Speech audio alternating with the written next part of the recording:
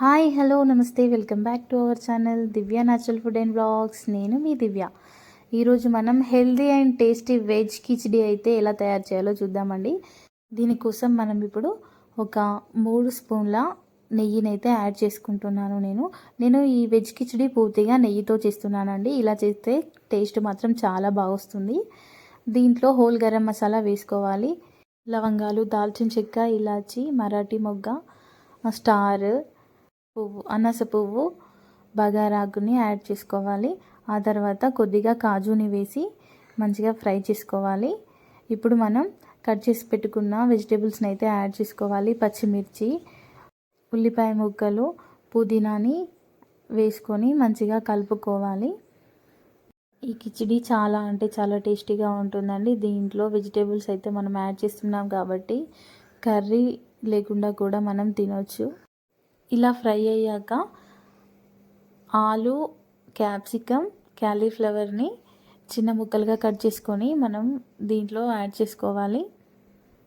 వీటిని మంచిగా కలుపుకొని ఒక 4-5 నిమిషాల పాటు మూత పెట్టుకొని కుక్ చేసుకోవాలండి. కిచిడి అనేది ఇలా వెజిటేబుల్స్ అన్నీ వేసుకొని చేసుకోవడం వల్ల మనకు కావలసిన ప్రోటీన్ అయితే అందుతుంది. దీంట్లో మనం వెజిటేబుల్స్ ఏవైనా యాడ్ చేసుకోవచ్చు. చాలా హెల్తీ కదా, మనం ఏ వెజిటేబుల్స్ అయినా వేసుకొని చేసుకోవచ్చు ఈ కిచిడి అనేది. నేను దీంట్లో కొద్దిగా తురుముకున్న అల్లంని కూడా యాడ్ చేసుకుంటున్నాను. ఇలా యాడ్ చేసుకొని మంచిగా కలుపుకోవాలి. అల్లం వెల్లుల్లి పేస్ట్ని అయినా కూడా యాడ్ చేయొచ్చు. ఇలా అల్లం తురుముకొని వేసుకుంటే ఫ్రెష్గా ఉంటుంది కాబట్టి నేను ఇలా వేశాను. తర్వాత మనం సోయా చింక్స్ని యాడ్ చేసుకోవాలి. సోయా చింక్స్ని వేడి నీళ్ళలో నానబెట్టి తర్వాత దీంట్లో యాడ్ చేసుకోవాలి. సోయా చింక్స్లో ఎక్కువగా ప్రోటీన్ ఉంటుంది కదా, ఇలా మనం వేసుకొని వాడుకోవడం వల్ల చాలా అంటే చాలా హెల్త్కి మంచిది. దీంట్లోనే నేను 1 టేబుల్ స్పూన్ వరకు సాల్ట్ని కూడా యాడ్ చేశాను. యాడ్ చేసి మూత పెట్టుకొని మరొక 4 నిమిషాల వరకు ఉడకబెట్టుకోవాలి. తర్వాత ఒక టమాటోని యాడ్ చేసుకుంటున్నాను. నేను టమాటో పీసెస్ని యాడ్ చేశాను.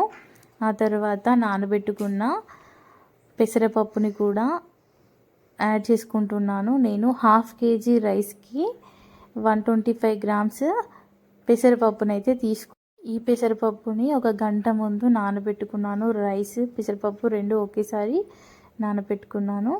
ఇలా పప్పు కూడా వేసుకొని బాగా ఫ్రై అయ్యాక 1 నిమిషం పాటు కుక్ చేసుకోవాలి. ఆ తర్వాత రైస్ని కూడా మనం యాడ్ చేసుకోవాలి.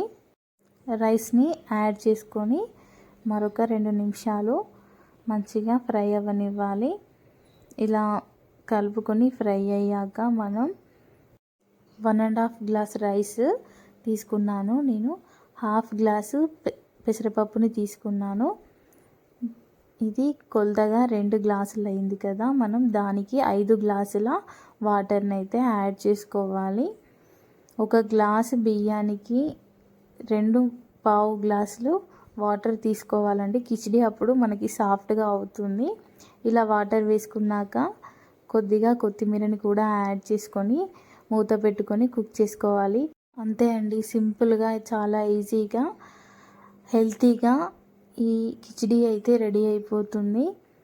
మీరు కూడా సేమ్ ఇలాగే ట్రై చేసి ఎలా వచ్చిందో నా కమెంట్ బాక్స్లో కమెంట్ చేయండి. వీడియో ఎలా ఉంది? నచ్చితే లైక్ చేయండి, షేర్ చేయండి.